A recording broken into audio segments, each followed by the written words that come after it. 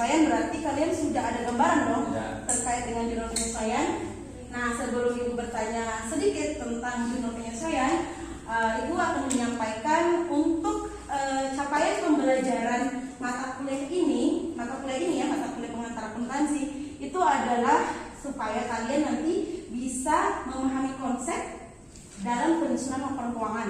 Bukan cuma memahami konsep, tetapi juga kalian bisa menyusun laporan keuangan, khususnya perusahaan jasa. Jadi nanti sampai terakhir selesai mata kuliah ini, diharapkan kalian bisa melakukan seperti itu, menyusun laporan keuangan perusahaan jasa. Nah, kalau untuk materi ini, materi jurnal penyesuaian, sub CPMK-nya itu, sub capaian pembelajaran mata kuliah, itu kalian diharapkan mampu menganalisa transaksi terkait dengan penyesuaian. Kemudian juga kalian diharapkan mampu untuk membuat jurnal penyesuaian dan mengaitkannya dengan yang terjadi di perusahaan nanti, sekiranya nanti bagaimana, seperti itu. Jadi itu diharapkan kalian bisa mencapai seperti itu.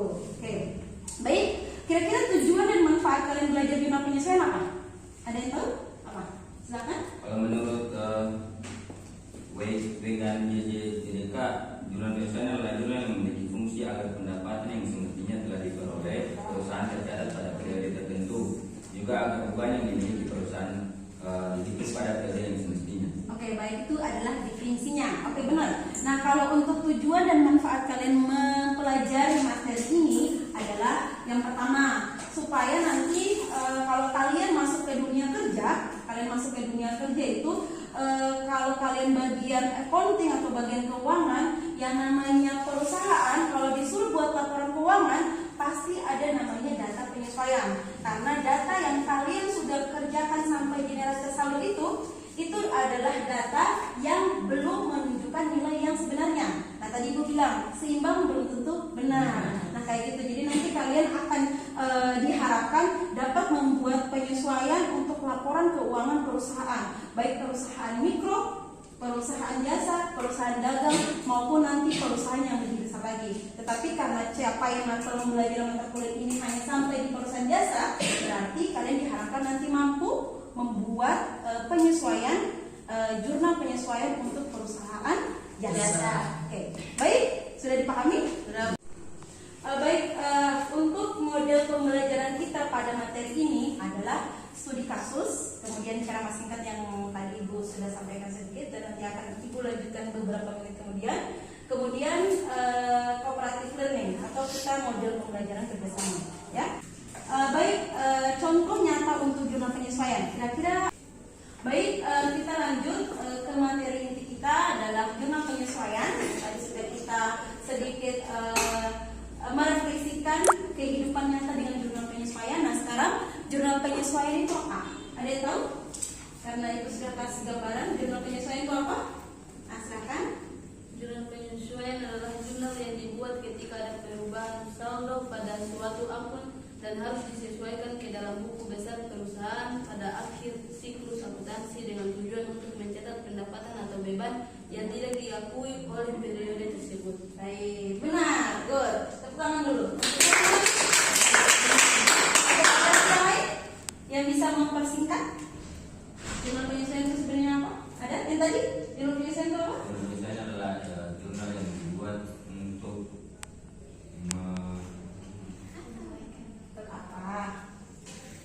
Untuk? Tadi untuk apa?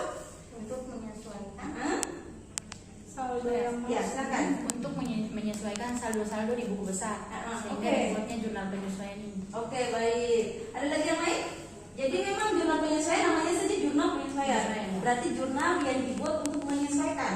Menyesuaikan apa? Menyesuaikan saldo-saldo yang di buku besar, benar. Menyesuaikan akun-akun yang dia belum menunjukkan nilai yang sebenarnya yang ada di buku besar. Jadi yang di buku besar itu ada beberapa akun yang belum menunjukkan nilai yang sebenarnya pada akhir periode. Nah, itulah kita buat jurnal penyesuaian untuk menyesuaikan keadaan akun itu menjadi nilai yang sebenarnya. Nah, tadi kayak contohnya misalkan tadi ada di buku besar kalian. Coba kalian lihat yang tugasnya yang di UTS-nya. Coba lihat di buku besar kalian Di buku besar kalian ada nilai perlengkapan berapa? Perlengkapan ada 2. Ada 2. Nilainya berapa? Yang di saldonya nilai tersaldo berapa? 8 juta. 8 juta. 8 juta. Oke. Nilai tersaldo nilai perlengkapan kalian 8 juta. Itu dari tanggal 1 Desember sampai tanggal 31 Desember. Benar? Nah, yang jadi pertanyaan, apakah dari tanggal 1 sampai tanggal 31 Desember itu perlengkapan kalian tidak dipakai sama sekali? Dipakai. Berarti nilai yang dinilai tersaldo sudah menunjukkan keadaan sebenarnya atau belum? Belum kan? Iya, karena itu. Karena dia belum menunjukkan keadaan yang sebenarnya, maka perlu dibuatlah jurnal Penyesuaian. Oke, baik. Jurnal penyesuaian tadi ada untuk berapa akun? 6. Yang pertama, perlengkapan. Kemudian yang kedua, pendapatan. Beban sewa. Yang ketiga, beban sewa, atau ini bisa dijadikan akun beban dibayar di muka. Heeh. Pokoknya semua yang terkait dengan beban sewa atau beban dibayar di muka, beban sewa, beban asuransi, itu perlu dibuatkan penyesuaiannya. Kemudian yang keempat apa? Beban. Nah, beban utilitas atau beban yang masih harus dibayar. Yang masih harus dibayar. Selanjutnya, apalagi? Bunga bank. Ya, benar, bunga bank. Bunga bank ini sebenarnya dia juga masuk ke dalam kategori beban yang masih harus dibayar. Yang keenam, Kendaraan. penyusutan aktiva tetap.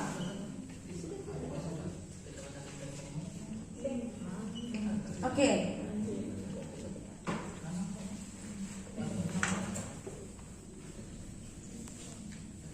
Pendapatan diterima di muka. Oke, cut dulu deh. Yang pertama untuk jurnal penyesuaian itu adalah perlengkapan. Nah, tadi kita lihat ada 6, ada perlengkapan, pendapatan, beban dibayar di muka, beban yang masih harus dibayar, pendapatan diterima di muka, dan penyusutan aktiva tetap. Sekarang Ibu masuk pada poin perlengkapan. Nah, secara singkat, kenapa perlengkapan itu harus dibuatkan penyesuaian? Karena kayak tadi, misalkan kalian pembelian perlengkapan di bulan Desember, atau yang tadi coba kalian lihat contoh di Bengkel Halim, itu bulan apa? Bulan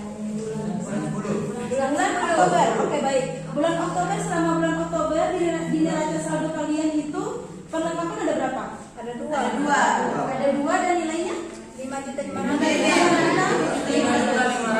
Berarti selama bulan Oktober itu ada pembelian perlengkapan 5.500.000. Baik, kira-kira kalau sampai nanti di tanggal 31 Desember perlengkapan itu dia masih posisi 5.500.000, apakah sudah berkurang? Nah, kalau diasumsikan tidak ada pembelian dari bulan Oktober sampai Desember, berarti kira-kira ada pengurangan atau penambahan? Pengurangan. Baik, pengurangan karena sudah dipakai.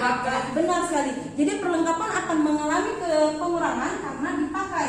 Kecuali kalian belinya cuma kalian lihat saja dijadikan pajangan, itu dia tetap menjadi perlengkapan. Tetapi pada tanggal 31 Desember itu semua perusahaan yang besar, perusahaan-perusahaan yang memang sudah membuat prosedur pencatatan yang baik, itu pasti melakukan stock of name. Stock of name itu apa? Stock of name itu adalah pemeriksaan pada stok. Of name itu pemeriksaan, stok itu persediaan. Jadi pemeriksaan pada persediaan. Persediaan di sini ada dibilang persediaan barang dagang, ada namanya persediaan perlengkapan. Jadi kalau perusahaan-perusahaan yang bergerak dalam bidang jasa, berarti yang mereka stock of name adalah perlengkapan. Perlengkapan mereka berapa?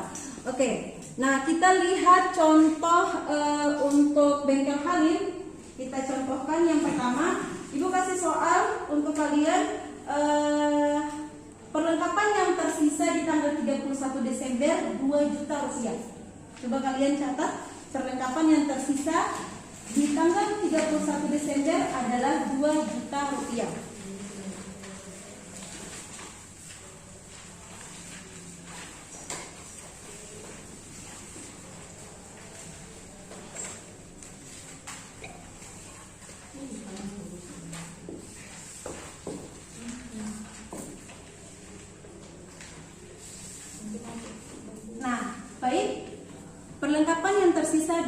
rupiah. Oke, perlengkapan yang tersisa 2 juta berarti yang terpakai berapa? Yang terpakai 3.500.000. Tadi 5.500.000 ya? Iya. Oke.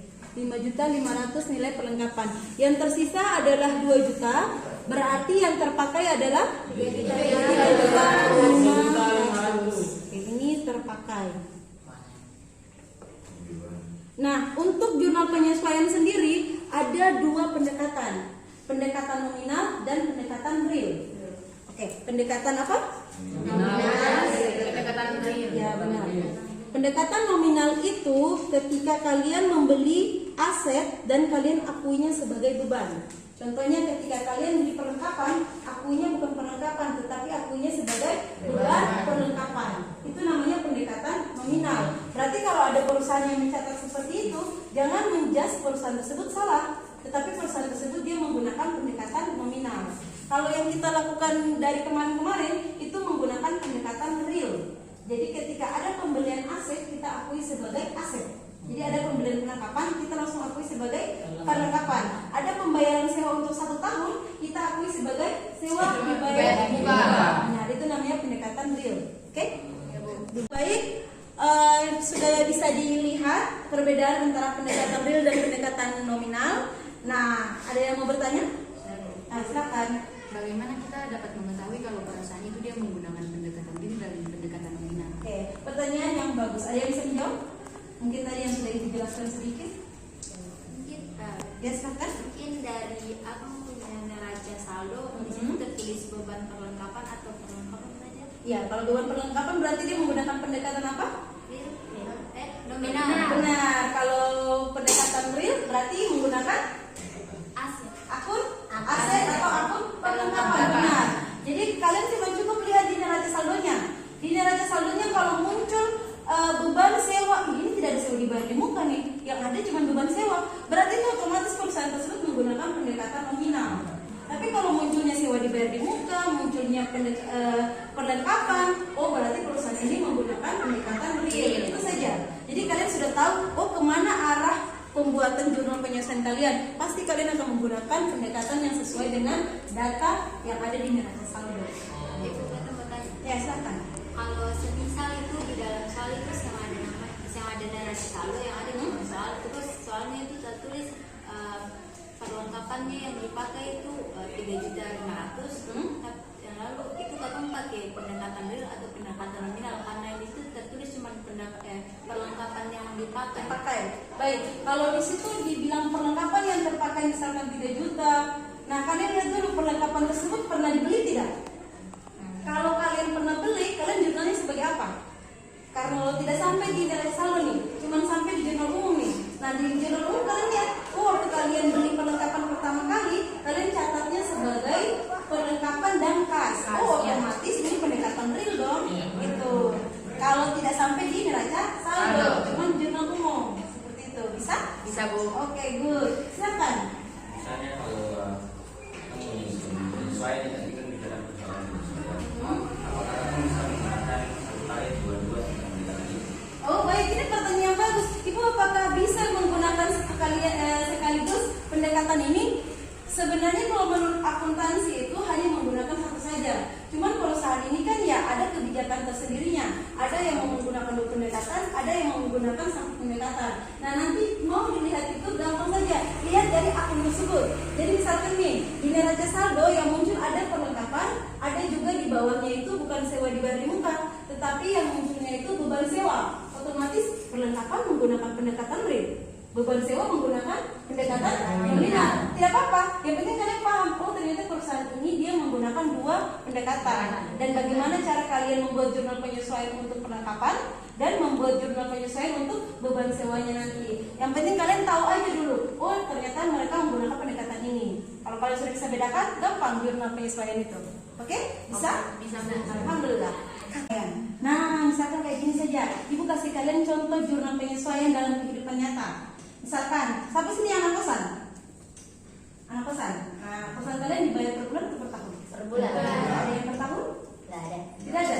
Oh baiklah, berarti tidak ada yang sampai dengan jurnal penyesuaian. Tetapi kalau seandainya ada yang pembayarannya per tahun, misalkan pembayarannya di bulan Januari nih, dibayar untuk 1 tahun sampai di bulan Desember, atau sampai di tahun berikutnya lagi. Misalkan dia bayarnya dari Juni, ketemu nanti di Juni tahun berikutnya lagi. Nah, itu di akhir periode, karena setiap penyesuaian itu dia dibuat di akhir periode, berarti di akhir periode itu di bulan Desember akan dibuatkan penyesuaian untuk kosan kalian tadi. Misalkan kalian bayarnya itu 1.200.000 untuk 1 tahun. Nah, pembayaran kosan kalian untuk 1 tahun ini kan misalkan bayarnya dari Juni 2021 sampai Juni 2022. Sementara sampai Desember 2021 harus buat penyesuaian. Tuh, harus buat penyesuaian. Maka kira-kira menurut kalian yang menjadi beban sewa kalian dari bulan Juni sampai Desember itu berapa bulan? 12. Juni sampai Desember. Juni 6 bulan. Juni sampai Desember hitungannya gimana? 6 atau 7? 6 atau 7? Hitungan dari Juli. 7. Oke, ada yang bilang 6 benar, yang bilang 7 benar. Kenapa? Nah, kalau di dalam akuntansi itu perhitungan dari tanggal 1 sampai tanggal 15 itu hitungannya bulan tersebut. Jadi bulan tersebut. Jadi dihitung dari bulan Juni sama dengan 7 bulan. Kalau pembayarannya itu dari tanggal 16 sampai tanggal 30 untuk bulan berikutnya. Berarti 6 bulan. Nah, yang menjadi beban sewa kalian itu sebenarnya hanya, kalau misalkan tadi kita ambil contoh yang pertama, berarti hanya 7 bulan. Sisanya itu bukan beban sewa kalian, tetapi apa? Utang. Bukan. Sewa? Sisanya itu adalah 5 bulan sewa dibayar di muka. Nah, akuntansi itu juga berfungsi untuk kehidupan kalian. Nah, seperti itu. Jadi kalau kalian menghitung-hitung, oh ternyata sampai Desember ini beban sewa saya cuma 7 bulan, berarti sisanya itu masih merupakan aset saya. Sewa dibayar di muka itu merupakan aset, ya kan? Jadi kalau aset ya, jadi itu uang kita masih ada di pemilik kosan karena kita belum menempati dari bulan Januari sampai Juni di tahun berikutnya. Gitu. Jadi kalian juga bisa menghitung sendiri nanti. Oh ternyata menjadi beban ini, yang menjadi aset ini, gitu. Bisa? Bisa. Oke, good. Dulu. Baik, lanjut karena kita akan mengerjakan studi kasus dengan soal yang sudah dijelaskan di sini di atas tadi, penangkapan, pendapatan dan beban dibayar di muka. Nah, silakan kalian kerjakan di masing-masing lembar kerja kalian ya. Jadi dikerjakan nomor 1, nomor 2 dan nomor 3. Ini di belakang.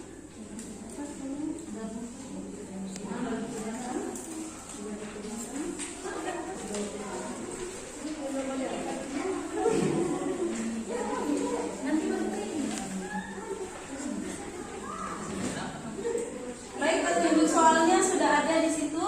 Kalian diminta membaca soal kasusnya baik-baik dengan teliti, kemudian dikerjakan sesuai dengan permintaan soal tersebut.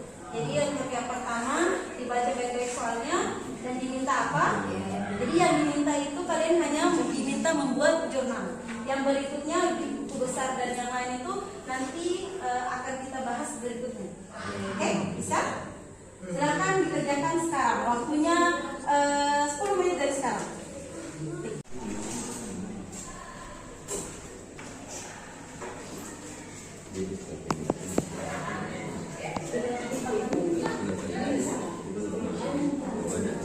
Yang tidak paham silakan bertanya terkait yang ada. Jadi bisa jurnal penyesuaian saja ya.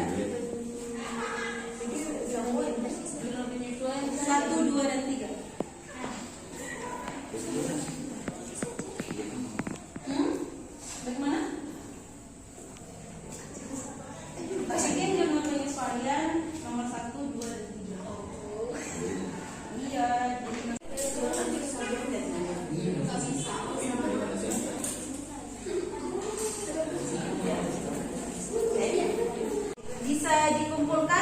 Siap ya? Sudah selesai? Sudah. Mari kita kumpulkan dari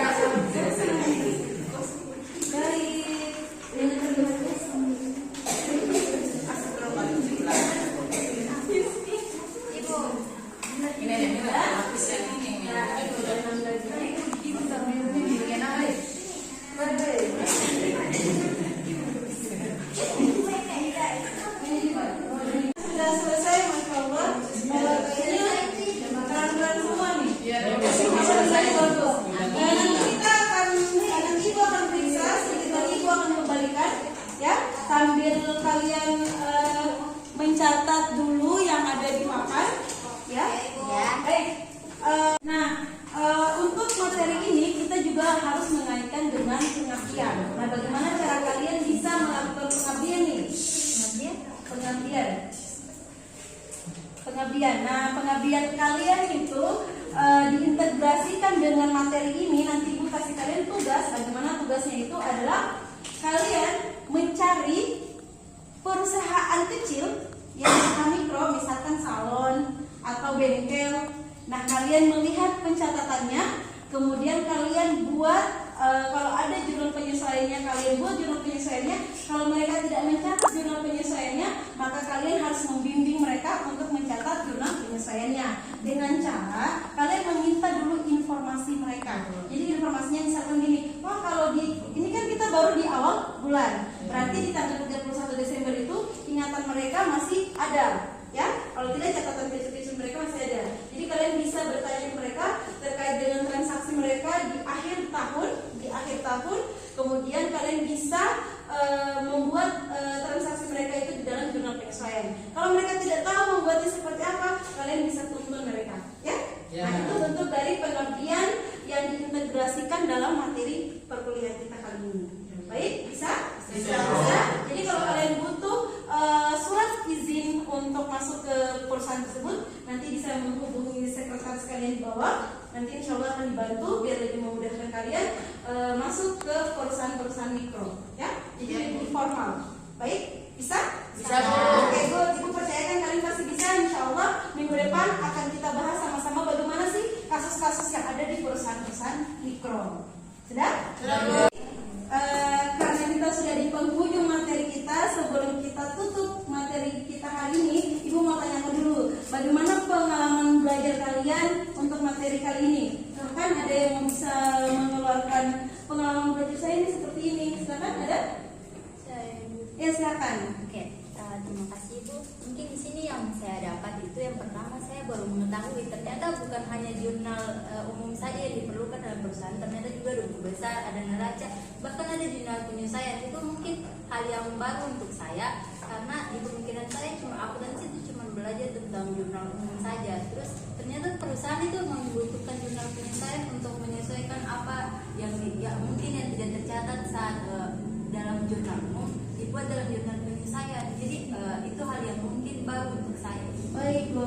Gimana dengan proses pembelajaran kita terkait dengan metode belajar yang tadi studi kasus langsung yang kalian kerjakan langsung, gimana? Ada yang mau berkomentar? Silahkan. Ya, baik. Siapa namanya tadi? Fajrul. Oke, baik, Fajrul.